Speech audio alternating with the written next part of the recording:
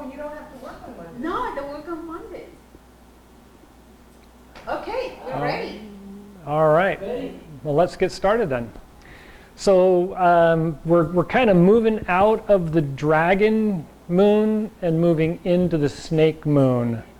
And so some of the insight that we might have been feeling and kind of we're feeling like we're getting more of an overview of things and can see, oh, that's how this is all being put together. That's starting to fade away, and we're starting to get back into okay, well, what do I have to do? How am I going to get through this? And what is my needs to go through? And that's more the snake, right? The snake isn't thinking about everybody else. The snake's thinking about, okay, well, do I need to stay on this rock and get warm? Do I need to, get out of here? What am I needing to do? And so it was kind of poignant when we read today's reading, Validity. And it's kind of, oh, okay, well, So we're kind of in that transition because we're also moving into summer. And so we're starting to notice that the idea of being active, we're not even thinking about it anymore. We're just doing stuff and then going, oh yeah, that's right. I was having, I was having pains, or I was having this or that. You're not even thinking about it. You're just, everything's, oh yeah, well, and you just kind of rush forward and do stuff. And so this time of year, it's really important. Take 2 steps forward and 1 step back. 2 steps forward and 1 step back. So we kind of get a rush forward with the energy, but then we need to stop and go, okay, wait, all right, so what was I doing? And then rush forward again. So this is the time of year when it really becomes obvious. If we didn't do the planning we needed to during the spring, and we didn't set things in motion that should be in motion by now, we're just going to be tripping over ourselves, and things aren't going to stay together as we're trying to to move forward. And so there'll be a lot of kind of reforming stuff and moving forward, and reforming stuff and moving forward. And it's just a short period of time we end up having to do that, because then once summer gets here, it really doesn't matter. You're going to be moving forward. Everything's going to be rushing, and you're just going to have to go with it. And when you get to the other end, you just have to pick up the pieces and straighten things back out again. So part of the reading and part of the email was about how yin and yang really never change place so much as yang is all there is, and there's no yin. Well, that can never be, right? We kind of talked about it before. It's always some form of gray scale, and there's always going to be yin in yang, because if you're doing something, that's yang, but you are yin. The thinker. Right? So it's kind of odd to really stop and think about, well, we see the plants rise up and that's yang, but it really isn't. The plants are yin. It's the energy that's making them come up is yang. And so, we just don't disappear and it all become action. I mean, we don't suddenly turn into a spirit and everything's moving. We're still this yin body, and we're still having to care for ourselves and for people around us. But there's just a lot more energy pushing everybody to do something, to get somewhere, to make things happen. So that's that trying to find a balance between yin and yang. That's really important to recognize now, because in another month, when we're just skating along on all that energy, we know to pull back and rest, eat correctly, not overschedule ourselves.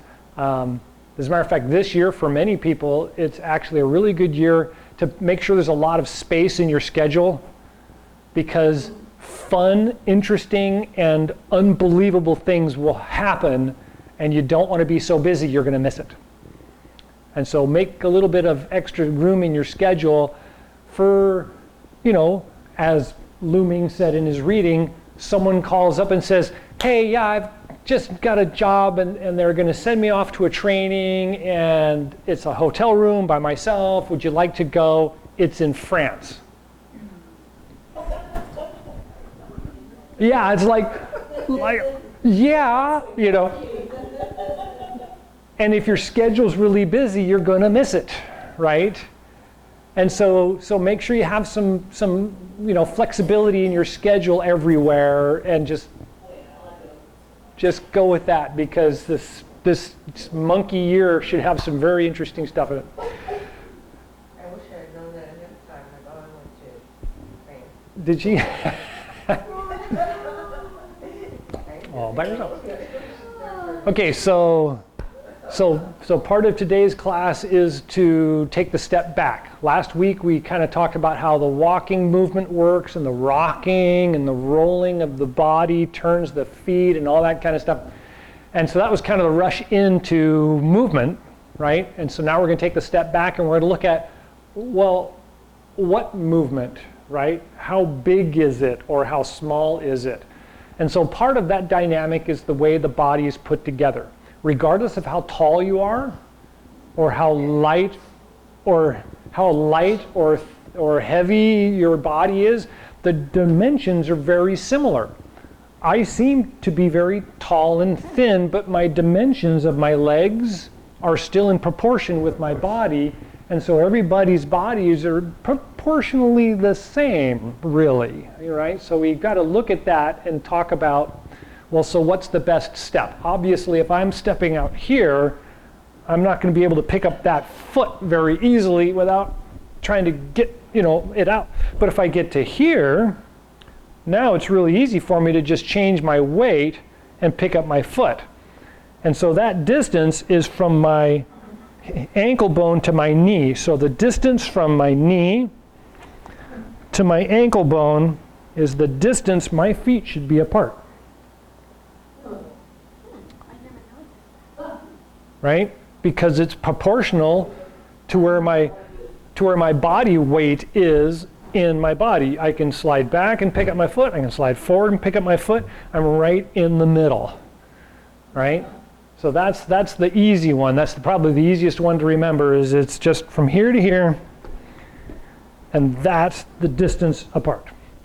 So the second thing to remember is that when we move forward or backward, we actually want to have a little space between our feet this way. So we're not walking on a pole, right? Trying to do a balancing act. We want to have about the distance of our foot between the 2 feet. Right? So we have this little space in between, and then the distance between front and rear remains the same. So in Tai Chi, it's a little bit wider usually, just this way, wider. The distance remains the same. They just have the feet a little bit wider, and they relax the body and turn into it more.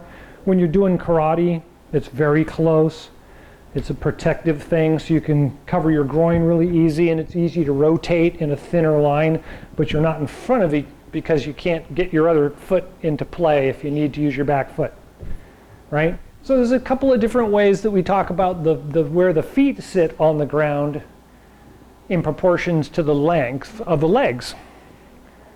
But the majority of it is you've got space this way and you've got space this way. And that kind of models with the Tai Chi theory, is everything's kind of square to some degree, and you're settled pretty good on the ground. So the next thing to remember is the distances in the arms are proportional to the body size. So even though when I put my hands down here, I'm past my hips, if my shoulder was up here at my head, my hand would reach my, right? So this distance right here is this distance right here. They say that this distance right here is this distance right here, right? So from my elbow to my wrist is the distance from the shoulder to the shoulder. You can kind of see that, right? And the same things from the belly button to the nape of the neck, right? So there's a bunch of these funny little connections that make the body's balance work better. And so reaching is a dynamic of the upper body. So the length of the arm is equal to what the body can manage. So that part of the body, which is pretty much where you pivot from, is at the belly button, is proportional to where you can reach with the hand. And all those things kind of, in martial arts, they all kind of roll around, We talk about it all the time, is this constant changing of where the balance points are, where the pivot point is in the body, and where that works. So to thin this down to simplicity, or to balance, let's go to balance, is being on the spine allows us to turn without losing balance, right? And so that revolves around the whole idea that we're being hung by a golden thread, the back is straight and elongated, and that allows us to be flexible this way, but not get out of balance this way. And so if I'm to move forward, I don't want to move forward this way, and I don't want to move forward this way. I want to try and keep the body upright and just let it float across the body, or across the legs as we move. So far, so good? Okay, same thing from side to side. We don't want to extend the hip and tilt the body. When I bend from side to side, I want to keep the body upright and move from side to side. Right?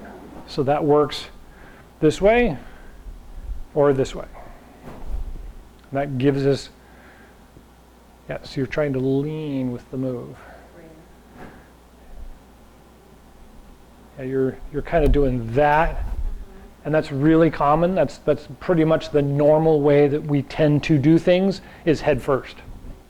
Yeah. That's the way we learn to walk. It's the way we run. It's the way we, challenge when we defend, when we're challenging somebody in any sport, is head forward, head forward. It's like chest forward. It's more keep the chest forward and let the chest do all the focus, right? All the focus is here instead of the head leaning forward and leading out. Okay, that's a really quick synopsis of body dimensions. We did talk about where the feet go, right? How the distance of the feet should be and the space between the feet, and rotation based on the spine. So any questions about those probably three things? They're the most common three things we're going to talk about. No? Okay. So when we do most of the exercises that we do in terms of movement in this class, besides just the Chi Gung exercises, they're all based on Tai Chi. And Tai Chi comes from a fundamental practice of martial arts. And so a lot of the things in the martial arts are very similar, I should say in Tai Chi, are very similar to the philosophies of Taoism and the Chi Gung practices. And that is, everything's kind of moving in and moving out. There's this constant rocking forward and backwards. And so all the movement goes that way. And if we stop at this time of year and take that into account as a matter of you're charging in, and then you're stepping back and reevaluating, and then you're charging in, and you're stepping back and reevaluating, it kind of has some meaning to it. And there's a couple of moves that really make a great representation of that. In the first set, you do a brush knee, which is this move we were talking about last week, and then it's followed up by a, I can't remember the name of it now.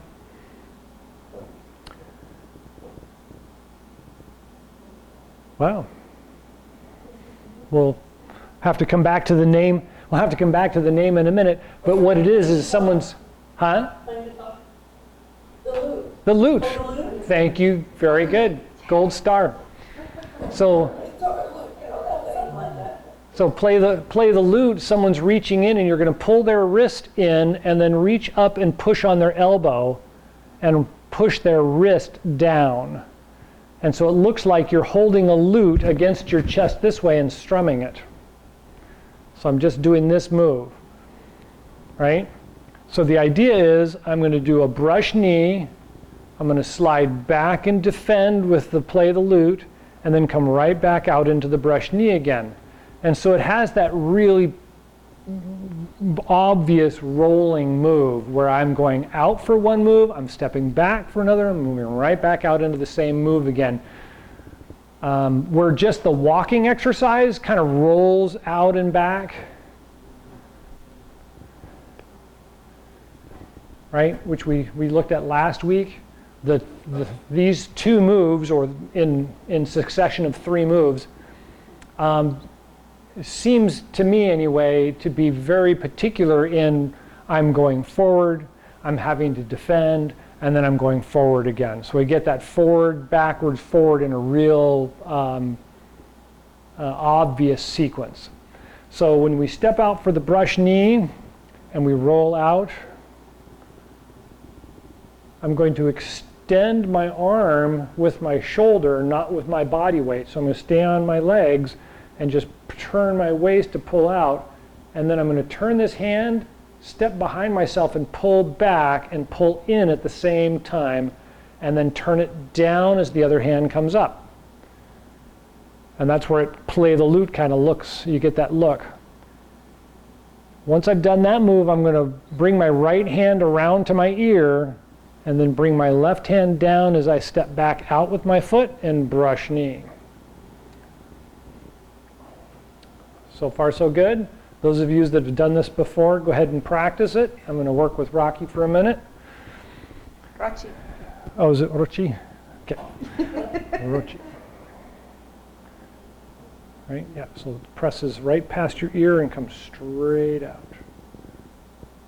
So bring it down this way, come around, bring it up to your ear, and just press straight out. There you go. Good, and all with the shoulder.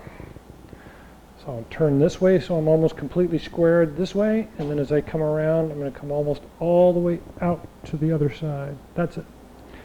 Good, and then this one just rides back and forth. Back and forth. Good.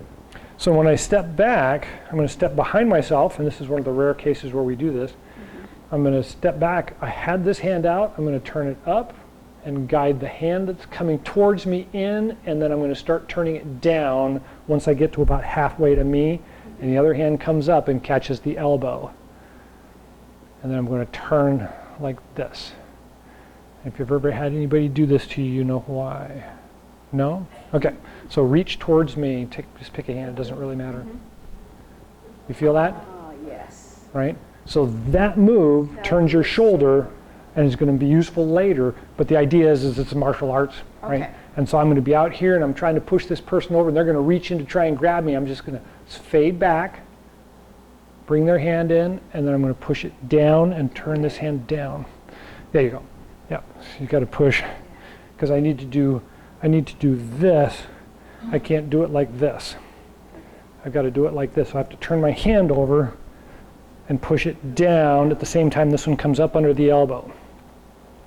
And then when I'm done, I'm going to push up slightly and tuck down, reach around with the other hand, step back out, and do the brush knee. Okay? So the reason for that is that once I've got into this position, right, I want you to kick me with that foot. With this? With that foot right there. But in order to do that, I have to kind of get you off that foot so you say, oh, look, I'm going to use it. I want to use Right? it, right. And as you pick it up, then I wind up and I brush it out of the way and do that move again. Right? So it's kind of a trick. Okay. So we're going to start on one side and we're going to walk across the room. So we're going to do the walking exercise first, and then we're going to come back and do the sequence. So why don't you come over here, and I will lead. So we're going to start with the right hand up, the left hand across the body, step out, brush knee, and then roll back and turn the foot, change hands, step out and brush knee, roll back, change hands.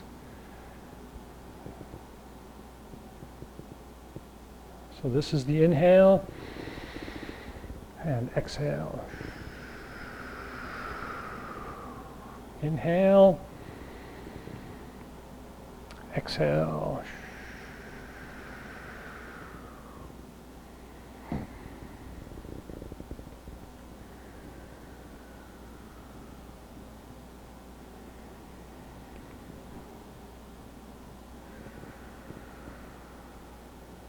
Okay, keep going if you can. So the leg that's forward is the arm that's brushing the knee. The leg that's forward is the arm that's brushing the knee.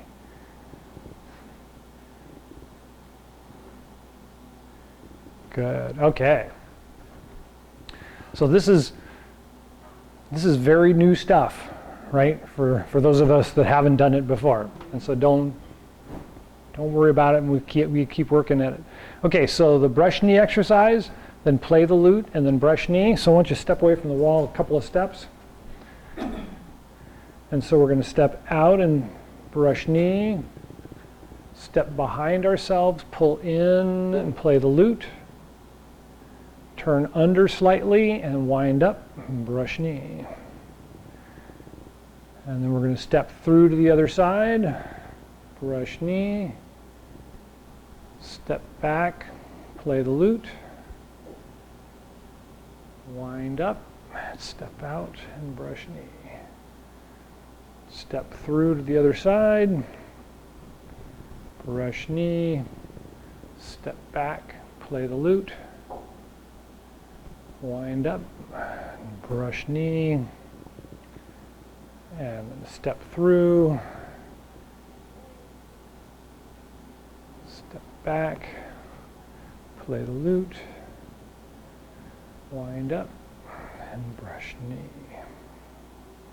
Step through, brush knee, step back, play the lute, wind up and brush knee. Good. All right, and relax. Okay, so that's a lot of information to do in the brain. But what really matters in a lot of the exercises, especially right now, is that foundation, getting the feet in the right place, getting the balance to stay together. And so we're going to go back to an exercise we did a couple of weeks ago, and that's kind of floating, right? So we're going to bend the knees, and we're going to try and keep the body at that height and just float across the ground by stepping out and just rolling the foot on the ground, right?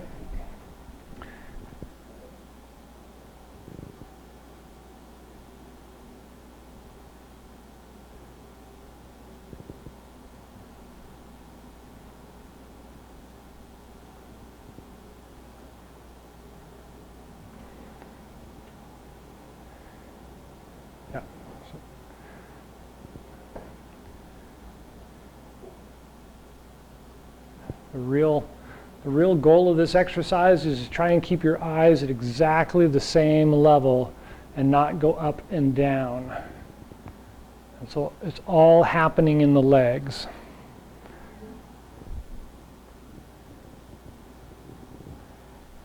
It's also a really good exercise for the legs.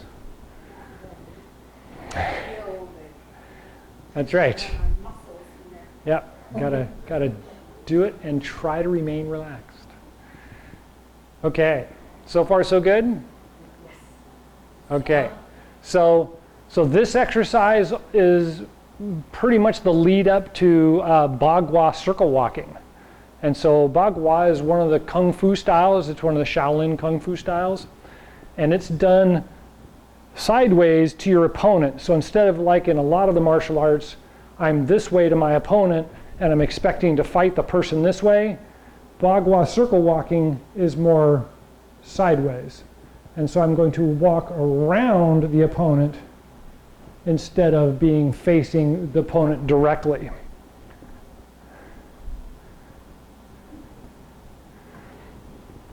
Okay, you find a little bit of room.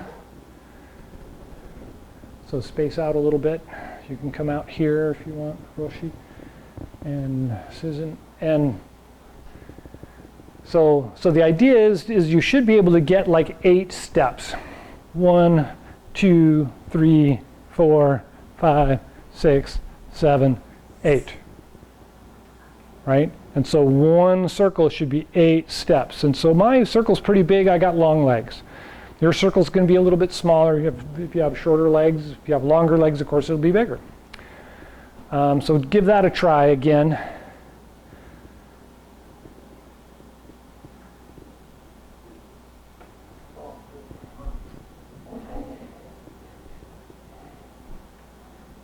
Good.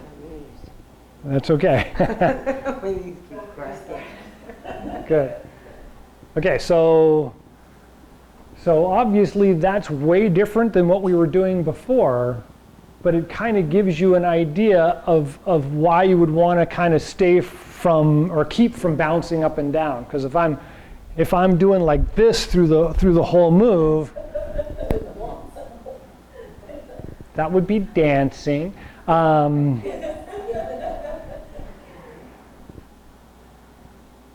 that all kind of rolls off into a lot of some of the martial arts philosophies of targeting, disorienting the opponent, all that kind of stuff. But on the meditation side, the bouncing up and down isn't very helpful when you're trying to remain relaxed.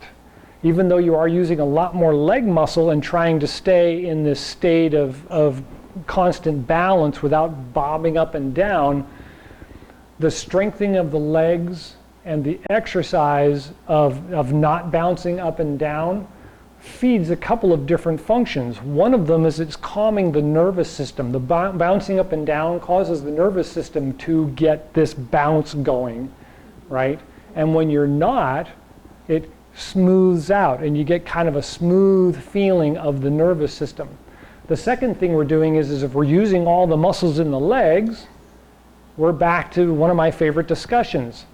There's a main pump of blood in the body, which is the heart, and everybody knows that. But what's the second pump of blood in the body? It's the legs, right? There's a vein down, an artery and vein. There's an artery down the middle of the legs that's as big as your thumb is. That's another one of those different portions of the human body. Well, your body's thumb is as big as your artery down your leg. And it's that long. So if you figure an artery this big around, that long, it's holding a lot of blood. And it's changing every, 5 pumps of the heart, I think, or every 4 pumps of the heart, it's changing blood. So all that blood is constantly moving.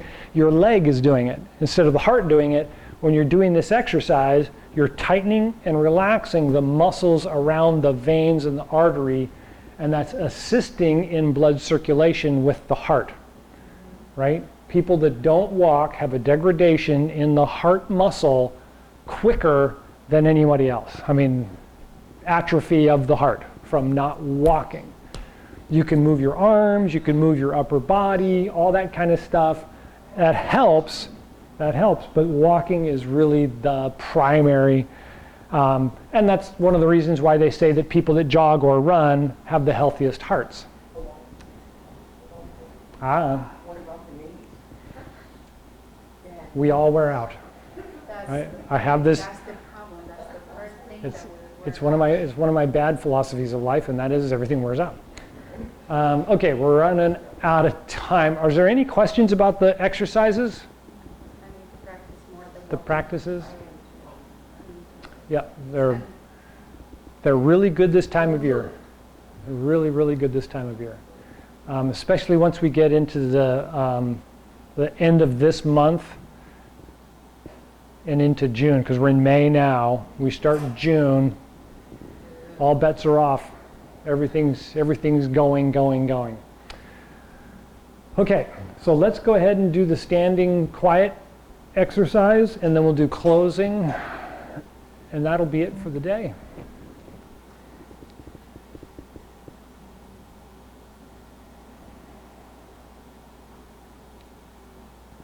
So let the feet flatten out against the ground and grip lightly with the toes. Bend the knees and straighten the lower back by tucking the hips in slightly. Lift up the head, extending the spine and straightening the neck, and tuck in the chin. Rest the tip of the tongue on the roof of the mouth just behind the front teeth. Relax the arms at your sides and turn the palms to face each other, and then pull the elbows out and back slightly to open the chest and round the arms.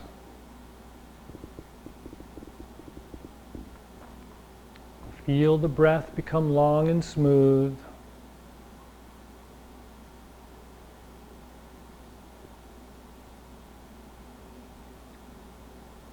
the mind and allow the energy of the body to sink down to the bottoms of the feet and the tips of the fingers.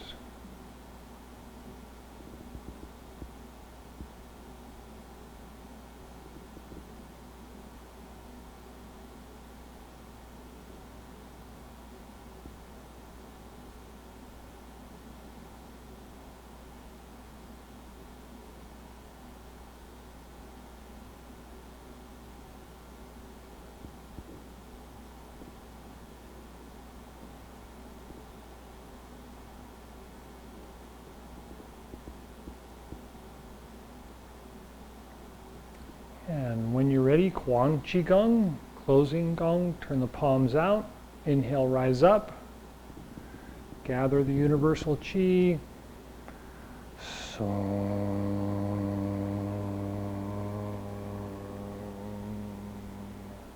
guide it down to the chest, the lungs and the heart, take a breath there. And then guide it down through the body to the Dantian and Mingmen, just below the belly button. And take a breath there.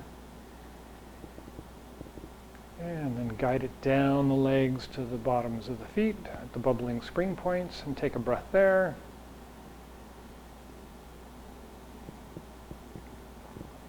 And take a couple more breaths and just feel the feet connecting firmly into the ground like roots from a tree.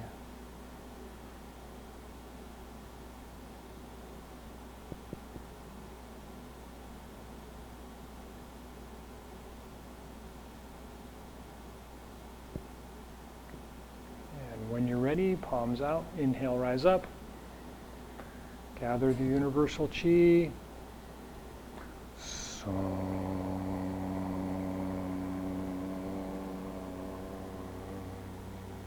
Take a breath at the heart and lungs. Guide it down to the Dantian and Mingmen, just below the belly button. Take a breath there. And guide it down the legs, down to the bubbling spring points at the bottoms of the feet.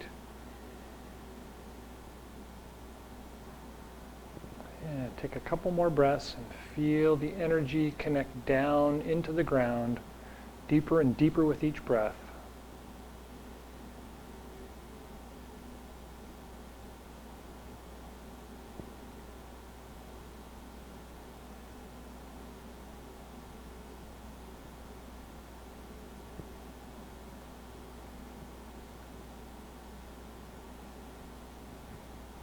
And when you're ready, palms out, inhale, rise up.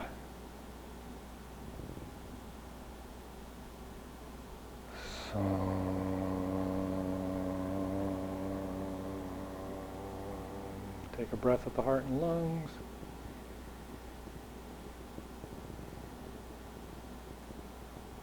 And the Dantian and Mingmen.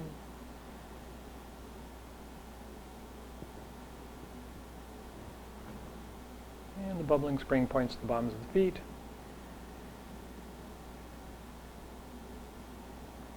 And take a couple more breaths and just feel the energy all around you.